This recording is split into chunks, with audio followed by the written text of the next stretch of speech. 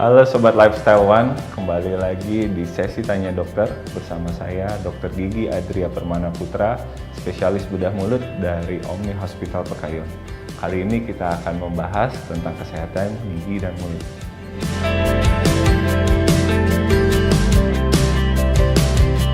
Secara umum, fungsi gigi dan mulut itu dibagi menjadi tiga. Yang pertama itu dari fungsional, kemudian estetik, yang terakhir adalah fonetik. Jadi gigi dan mulut itu penting sebagai pengunyahan untuk fungsi fungsionalnya, kemudian estetikanya itu sebagai kecantikan, dan yang terakhir sebagai fonetik membantu kita untuk mengucapkan kata-kata.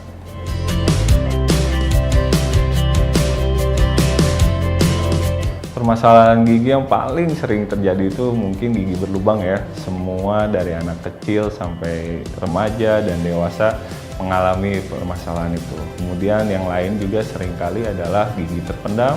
Itu pada pasien-pasien yang usia sekitar 20 tahunan itu mulai mengalami masalah tersebut. Kemudian yang sering terjadi juga adalah bau mulut mungkin, dan beberapa kali saya di sini mendapatkan pasien adanya tumor-tumor jinak ataupun tumor-tumor ganas.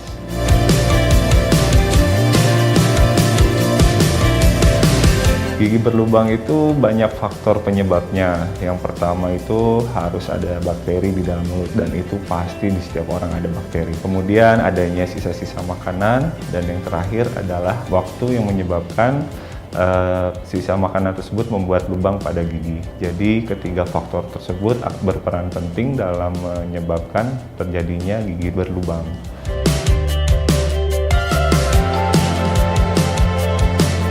Jadi bakteri itu secara umum udah ada di dalam mulut.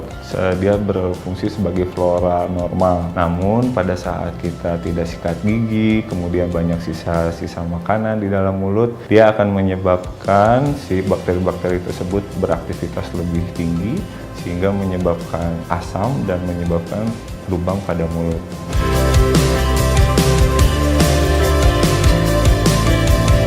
Paling baik memang sesuai dengan anjuran yang kita tahu, sehari itu 2 kali. Namun yang kadang orang salah kaprah itu pagi hari itu harusnya setelah makan sarapan. Jadi setelah kita meninggalkan rumah, gigi itu dalam keadaan bersih, bukan sebelum sarapan. Dan terakhir sebelum kita mau tidur itu baru kita sikat gigi lagi. Jadi totalnya 2 kali sehari itu sudah cukup menjaga oral hygiene kita.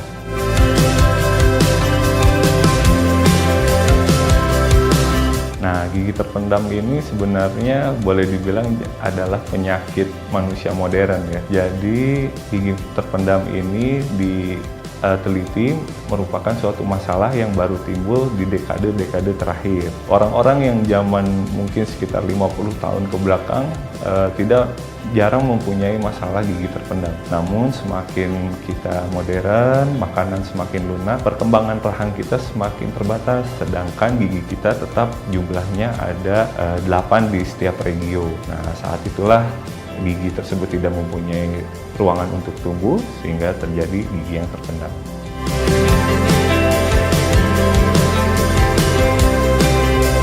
Nah, kalau bau mulut ini paling sering dikaitkan oleh karena diet. Jadi makanan-makanan yang kita makan itu beberapa yang mempunyai aroma yang kuat itu akan menyebabkan bau mulut. Tapi selain itu juga ada penyebab oleh karena oral hygiene yang buruk, mungkin kurang bersih, dan yang terakhir biasanya karena kekeringan mulut itu akan menyebabkan halitosis ya, nama lain dari bau mulut. Nah, semua faktor-faktor ini yang sering terjadi pada setiap pasien menyebabkan adanya bau mulut seperti itu.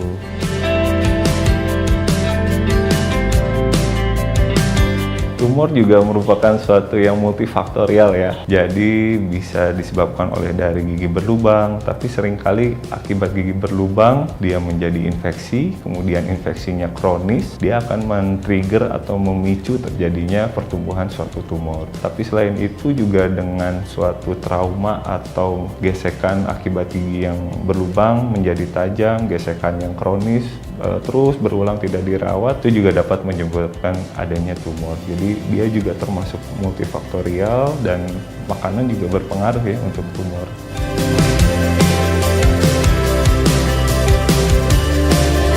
Gejala gigi berlubang memang awalnya itu tidak ada gejala. Itu yang seringkali pasien-pasien kita itu tidak segera ke dokter gigi. Jadi pada saat tahap awal dan pada tahap yang paling mudah dilakukan perawatan itu pasien biasanya tidak pernah datang. Setelah lubang itu lebih berprogres lebih jauh sehingga menimbulkan rasa nyeri, ngilu, dan lain-lain, barulah mereka ke dokter gigi. Jadi sebaiknya pasien itu harus punya mindset untuk rutin ke dokter gigi itu untuk check up seperti itu. Jadi supaya masalah gigi berlubang bisa kita tangani dari awal.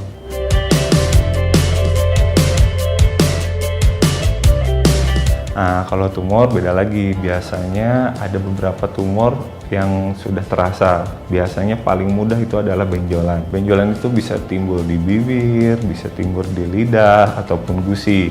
Nah, itu apabila sudah ada keluhan seperti itu, sebaiknya tidak didiamkan. Jadi langsung mencari atau check up ke dokter, sebaiknya spesialis bedah mulut, untuk lebih mengerti apa yang dialami oleh pasien tersebut. Dan kadang yang datang ke kami itu progres tumornya sudah lebih jauh dan sudah menimbulkan rasa sakit, makanya mereka datang ke kami.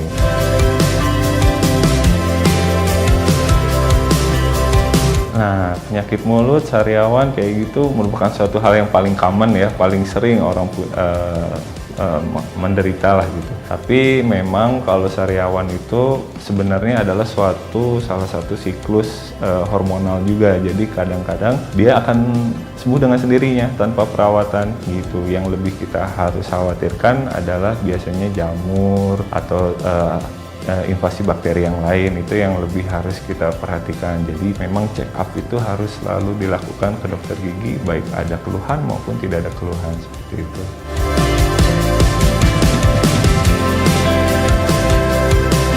Ya, jadi abses itu sebenarnya suatu istilah medis yang menunjukkan adanya infeksi dari gigi yang berlubang. Jadi gigi yang berlubang apabila tidak dirawat dan terus menginvasi ke dalam syaraf, bakteri itu akan berkembang, kemudian dia akan masuk ke daerah akar gigi sehingga menyebabkan infeksi di bawah akar gigi. Infeksi tersebut akan menimbulkan adanya, mungkin kalau istilah kita nanah gitu ya, nanah di dalam tulang bawah gigi itu, sehingga dia menyebabkan suatu abses dan disebutnya abses periapikal atau abses yang ada di bawah gigi gitu, seperti itu.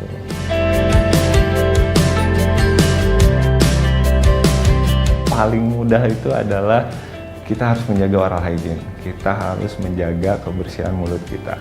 Yang jadi masalah, kebersihan mulut ini kadang kita tidak bisa mereviewnya dengan sendiri gitu.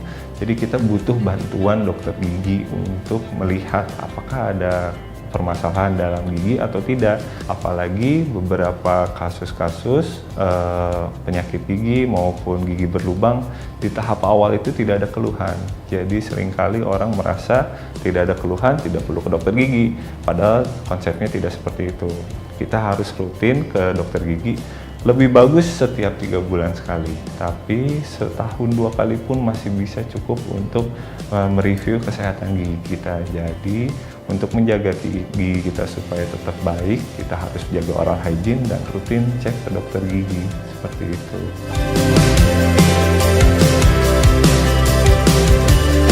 Pengaruh makanan ada banget ya. Jadi kan tadi diet-diet yang kita makan itu, makanan itu juga berpengaruh terhadap kesehatan rongga mulut kita. Dan yang paling penting itu biasanya makanan-makanan yang ekstrim ya, yang makanan mungkin mempunyai tingkat asam yang tinggi atau terlalu panas atau terlalu dingin, itu akan menyebabkan perubahan di lingkungan rongga mulut kita, sehingga kita sebaiknya mengurangi atau menghindarilah makanan-makanan yang mungkin bisa menyebabkan permasalahan di rongga mulut kita, seperti itu.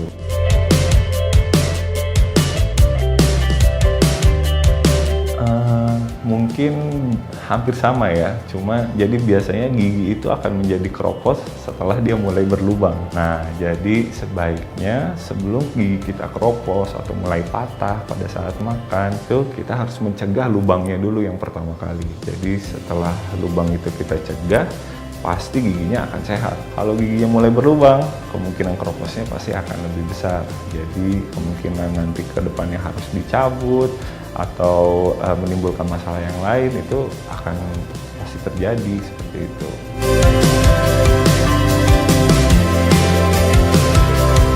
Nah, sebenarnya secara teori merembet itu dia bukan langsung menginfeksi ya.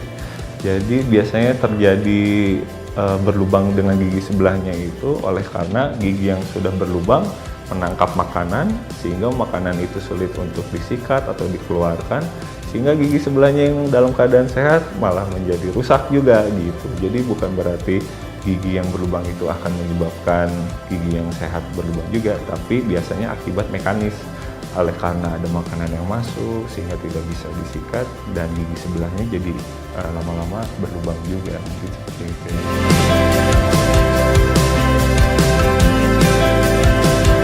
Oh sangat, itu yang kadang kita juga konsepnya salah. Kadang kita berpikir anak kecil giginya rusak, nanti juga akan diganti dengan gigi dewasa. Padahal gigi susu itu berperan penting terhadap pertumbuhan rahangnya. Apabila anak itu kehilangan gigi susu sebelum waktunya, pertumbuhan rahangnya jadi akan terhambat. Gitu. Jadi nanti ke depannya saat gigi dewasa akan keluar, posisinya akan jelek atau posisinya akan berjejal. Itu akan menyebabkan ke depannya permasalahan yang lebih kompleks lagi. Setelah dewasa dia harus dilakukan perawatan kawat gigi atau malah mungkin seperti yang tadi gigi yang terpendam oleh karena perkembangan rahangnya tidak maksimal sehingga gigi tidak bisa punya ruangan yang cukup untuk ada di dalam rongga mulut, mungkin seperti itu.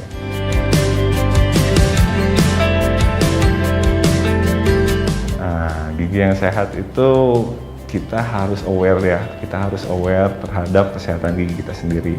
Paling bagus adalah kita setiap sikat gigi juga sambil berkaca, sambil kita lihat giginya apakah ada berlubang, apakah ada hitam atau tidak gitu. Itu dengan menjaga oral hygiene gitu. Dan setelah itu juga kita tetap harus periksa ke dokter gigi, baik itu dokter gigi spesialis maupun dokter gigi umum. Kita harus cek karena gigi itu areanya luas sekali dan susah untuk dilihat sebenarnya. Jadi kita harus membutuhkan bantuan dari dokter gigi gitu ya. Jadi supaya kita yakin kondisi rongga mulut kita itu dalam keadaan yang prima, seperti itu.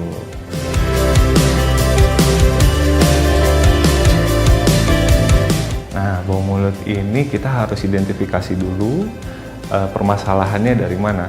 Apakah bau mulutnya itu akibat diet, apakah kita karena mulut yang kering atau permasalahan yang lain. Setelah kita bisa identifikasi, kita bisa melakukan solusinya. Biasanya oleh karena diet-diet makanan yang beraroma kuat, baiknya kita hindarin, kita melakukan edukasi kepada pasien bahwa beberapa makanan yang mempunyai aroma kuat mungkin akan menyebabkan bau mulut semakin parah gitu. Jadi supaya pasien itu mengerti permasalahannya di mana. Tapi apabila pasien itu mungkin mempunyai kekeringan mulut gitu, kita harus mereview lebih jauh apa permasalahannya, apakah karena air liurnya kurang atau pasiennya mungkin bernafas dari mulut. Nah, itu bisa menyebabkan kekeringan mulut sehingga menyebabkan bau mulut yang lebih jauh gitu ya.